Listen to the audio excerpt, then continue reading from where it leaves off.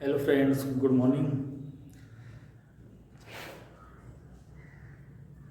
आज के इस वीडियो में हम क्लास 9th के साइंस में पहला लेसन जो है हमारे आसपास के पदार्थ मतलब कि मैटर इन आवर सराउंडिंग्स, हमारे आसपास के पदार्थ के बारे में पढ़ेंगे। इसमें सबसे पहले हमें जानेंगे कि पदार्थ होता क्या है। मैटर एक पदार्थ किसे कहते हैं। देखिए, मैंने यहाँ इसकी डेफिनेशन जो है परिभाषा लिख दी है।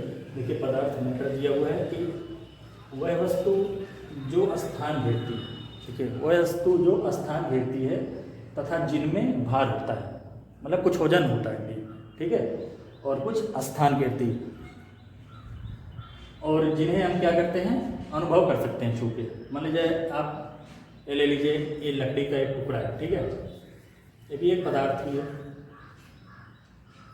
ठीक है। ये क्या किया, ये कुछ स्थान घेरा अपना, और इसमें कुछ भार भी हुआ, इसको तौला जाए तो वजन भी होगा, ठीक है, और इसको हम छू के अनुभव भी कर सकते हैं, ठीक है, कि ये मतलब कि अगर हम इसको हाथों से दबाते हैं तो दबेगा नहीं, मतलब कि सॉलिड है, ठोस है, पदार्थ की एक अवस्था है ठोस वाली, तो जिन्हें हम अनुभव कर सकते हैं। और पदार्थ बनता कैसे है, देखिए इसकी परिभाषा दी हुई है, मैंने एक लाइन में लिख दी है कि पदार्थ रेत के समान कणों से मिलकर बने होते हैं। हालांकि बहुत समय तक पदार्थ की प्रकृति के विषय में दो विचारधाराएं थी, ठीक है।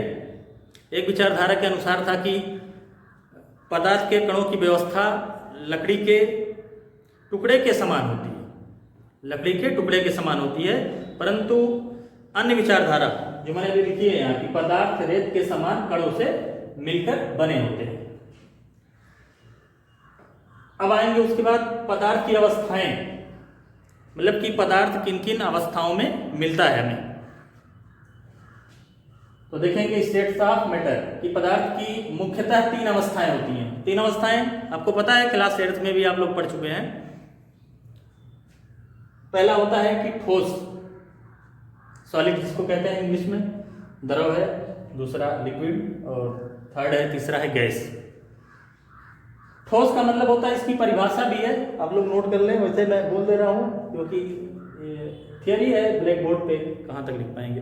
देखिए कि पदार्थ की वह अवस्था होती है जिसमें उसका आकार तथा आयतन दोनों निश्चित होते हैं। यहाँ देख लीजिए, ठीक है, यहाँ मैंने डायग्राम के द्वारा समझाया है कि मान लीजिए आप ले लीजिए एक ईंट ले लीजिए, ठीक है, यहाँ ये होगा, ठीक है, एक तरह का पदार्थ है, और पदार्थ की कौन सी अवस्था है, ठोस है, सॉलिड है, तो इसका आयतन, ठीक है, और आकार, ये आकार जो साइज होती है निश्चित होगा, ठीक है, जब तक तोड़ते नहीं है, मतलब स्थिर कहीं रख दें तो ऐसे ही पड़ा रहेगा, इसको कम ज्यादा नहीं होना, और आयतन भी जो उसका वेट होता है वो भी निश्चित ही रहेगा।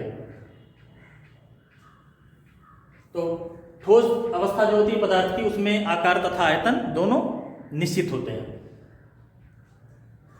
यहां देखिए, और दूसरी बात है कि ठोस के जो कण होते हैं ये आपस में बहुत करीब करीब, मतलब कि पास पास होते हैं, यहां देख लीजिए।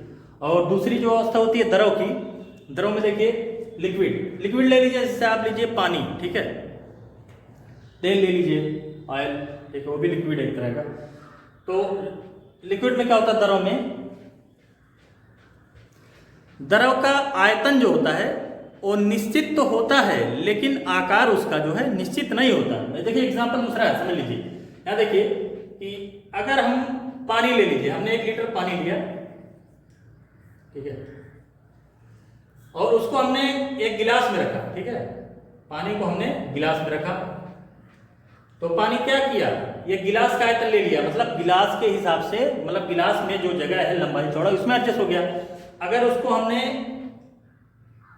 जग में रख दिया, ठीक है, गिलास से चौड़ा, ठीक है, तो क्या किया इसने, जग की आकृति ले ली, मतलब क्या हुआ कि इसका आयतन, मतलब पानी 1 ही लीटर है, मतलब कि पानी जो है इसका आयतन जो है निश्चित होता है, लेकिन आकार जो है निश्चित नहीं होता। तो आप समझ गए। और दूसरी बात है, इनके जो कणों का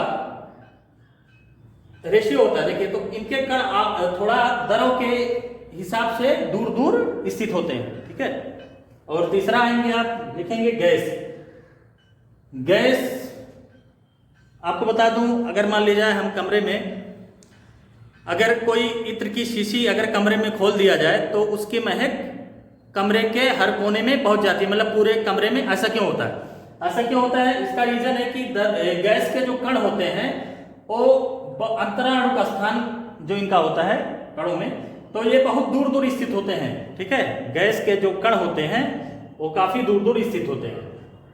और इसकी परिभाषा देखिए कि गैस में क्या होता है, इनका ना आकार निश्चित होता है और ना आयतन। ठीक है, अगर गैस को हमने जार में रख दिया किसी, ठीक है, हमने जार में रख दिया,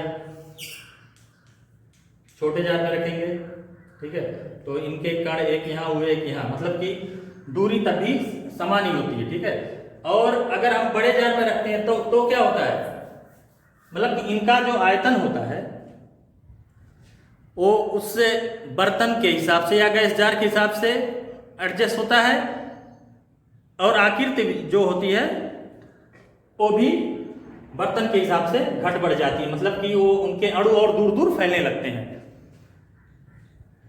और बाकी आप लोगों को अगली वीडियो में वाष्पीकरण के बारे में बताया जाएगा। इसको कहते हैं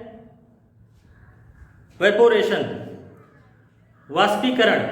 वाष्पीकरण मतलब होता क्या है, देखिए किसी भी ताप पर, मतलब कोई भी टेम्परेचर हो, किसी भी ताप पर द्रव को बिना गर्म किए, मतलब कि पानी हो गया, अगर उसको बिना गर्म किए क्या किए, उसकी सतह से अणुओं का धीरे धीरे, उसकी सतह से अणुओं का धीरे धीरे निकलकर वायु में मिलने की प्रक्रिया क्या कहलाती है, वाष्पीकरण कहलाती है। मतलब कैसे हुआ, अगर हम कपड़े हमने धुल दिए, ठीक है, वॉशिंग मशीन में धुले या हाथ से धुले जो भी है, उसके बाद हमने उसको ले जाके धूप में या बाहर हवा में सुखाने के लिए रख दिया, कुछ समय बाद क्या होता है, गीले कपड़े सूखने लगते हैं। लेकिन अगर धूप है तो थोड़ा जल्दी सूखते हैं, अगर मौसम में नमी है तो धीरे धीरे सूखते हैं। आज के लिए इतना ही, थैंक यू।